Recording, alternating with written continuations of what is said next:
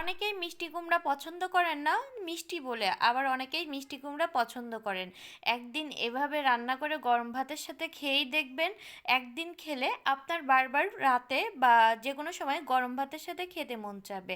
আমি আজকে মিষ্টি কুমড়ার এমন একটা রেসিপি আপনাদের সাথে শেয়ার করব। আসসালামু আলাইকুম, সবাই কেমন আছেন? আশা করি সবাই ভালো আছেন।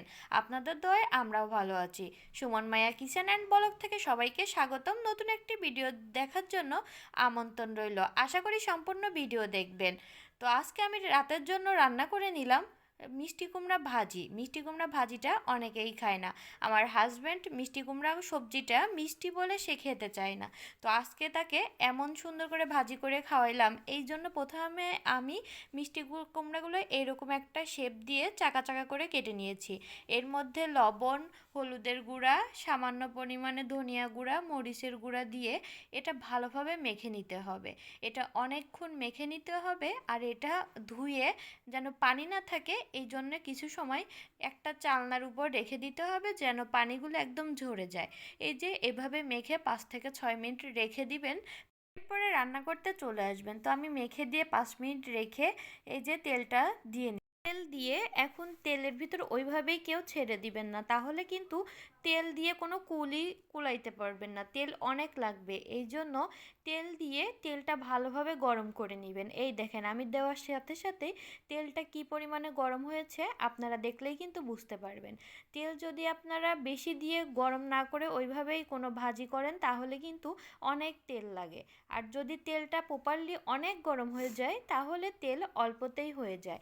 এই জন্য আমি রান্নার সময় বা কোনো ভাজি করার সময় ফ্রাই প্যানের তেলটা বেশি গরম করে নিই, তাহলে দেখা যায় তেল অল্পতেই হয়ে যায়।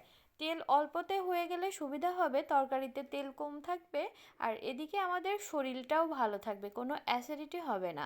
এই জন্য তেল যত কম দিয়ে রান্না করবেন ততই ভালো। কুমড়ার এক পাশ হয়ে গেছে, আমি উল্টিয়ে অন্য পাশ করে দিচ্ছি। এটা এক পাশ হয়ে গেলে বোঝাই যাবে যে সিদ্ধ হয়ে গেছে। আর এটা বেশি হাই আছে বা জাল অনেক জোরে দিয়ে, চুলার জাল তাপ যাই বলি, সেটা অনেক জোরে দিয়ে ভাজা যাবে না, তাহলে ভিতরে সিদ্ধ না হয়েই এটা কালো হয়ে যাবে বা পুড়ে যাবে। তো এই জন্য আস্তে আস্তে অনেক সময় নিয়ে ভাজতে হবে। এক পাশ একটু হয়ে গেলে আপনারা দেখলেই বুঝতে পারবেন। এই যে আমার এক পাশ হয়ে গেছে, দেখছেন তো কি সুন্দর হয়ে গেছে, মাশাল্লাহ। দুই পাশেই হয়ে গেছে। এখন আমি নামিয়ে নিব। নামিয়ে নিয়ে এর মধ্যে কিছু পেঁয়াজ, মরিচ এটা ভালোভাবে মুসমুসি করে ভেজে নিব। তো এটা যখন বাদামি কালার হয়ে আসবে এর মধ্যে একটু সামান্য পরিমাণে মরিচের গুঁড়া, ধনিয়া গুঁড়া দিয়ে এটা ভাজতে হবে, আর সামান্য পরিমাণে লবণ। তো এগুলো দিয়ে ভেজে তারপরে মিষ্টি কুমড়া দিয়ে ভেজে নামাই নেবেন। খেতে অনেক মজা হবে গরম ভাতের